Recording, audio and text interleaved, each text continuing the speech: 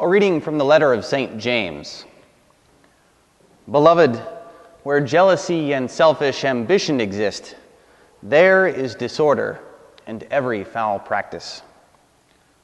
But the wisdom from above is first of all pure, then peaceable, gentle, compliant, full of mercy and good fruits, without inconstancy or insincerity. And the fruit of righteousness is sown in peace for those who cultivate peace. Where do the wars and where do the conflicts among you come from? Is it not from your passions that make war within your members? You covet but do not possess. You kill and envy, but you cannot obtain. You fight and wage war. You do not possess because you do not ask. You ask, but do not receive because you ask wrongly to spend it on your passions. The word of the Lord. Thanks be to God. So St. James tells us that the conflicts without, those that are in the community, among the community, are caused by conflicts within, our passions, those that are in our very members, our very limbs. John the 23rd makes a similar comment in his encyclical. He says, in fact, there can be no peace between men unless there is peace within each one of them. Unless, that is, each person builds up within himself the order wished by God. Now, to gain mastery over our inner passions involves necessarily growing accustomed more and more to discomfort. This is like exercise. We go to the gym, we lift some weights, we sweat, we toil, we endure and persevere through suffering. With time and persistence, we grow in our ability to withstand greater amounts, just like the weights, greater amounts of discomfort. And there's no other way to achieve this goal than to pass through the ache.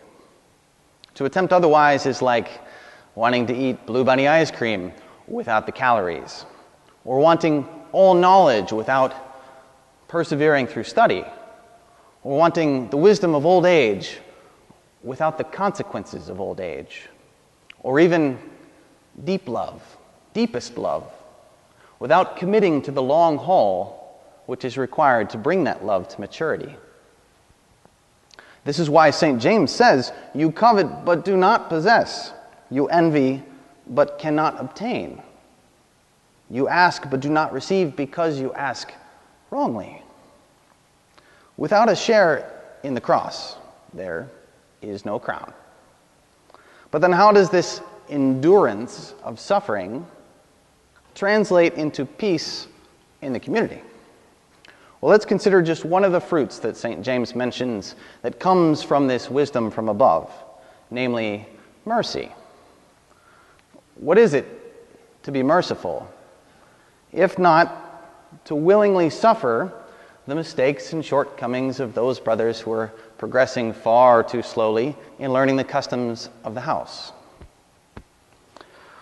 What is mercy, if not restraining my desire to enact retribution on the brother whose noisiness breaks my prayerful silence, or the insensitive brother whose liberal use of house resources impedes meeting the needs of all the rest? How am I to endure peaceably and openly the irksome ideologies which inevitably arise in genuine dialogue without having a robust tolerance for distress and discomfort?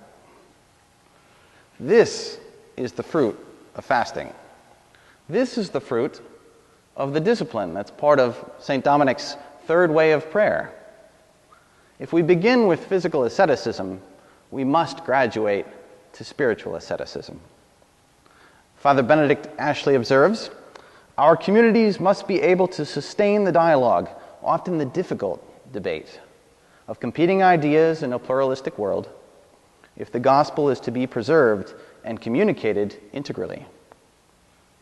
There has to be a new asceticism of the mind, he says, for nothing is more painful than to maintain charity alive in the midst of genuine argument about serious issues.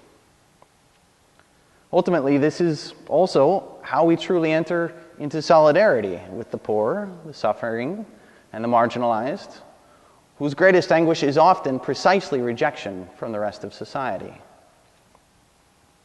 It is a genuine participation in the salvific suffering of Christ on the cross. And because of its very nature, this is why Jesus tells us that the way that leads to the kingdom of heaven is hard and narrow. Lord Jesus, grant us this grace, not that we may be spared from discomfort, but that by your strength we may joyfully endure whatever discomfort comes our way.